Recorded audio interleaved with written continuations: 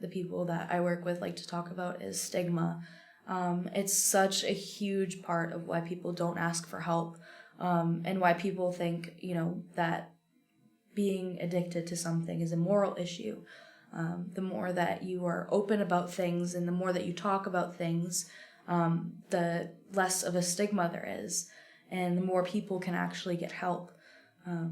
That stigma is so dangerous, and if we really, really talk about things and are open about it, and we are less worried about what people think of us, I think that more people will open up with their stories and will be willing to share, and more people will come out of hiding.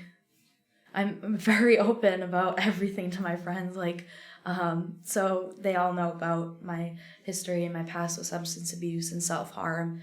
And so when I notice that they're struggling with an issue, and, I don't try to preach to them and tell them, what they should or shouldn't do. I tell them what I did and how I got through it.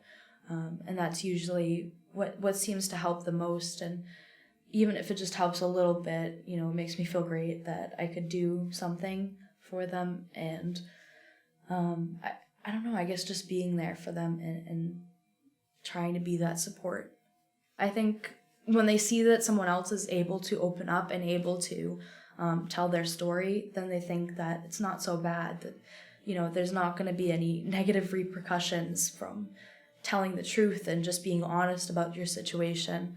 I never got punished for, asking for help, and I don't think anyone should be punished for asking for help if they're struggling with substance abuse. So, if you realize that other people have told their story and they didn't, get arrested or anything like that, then you can understand that, maybe I can tell mine and I can get that help.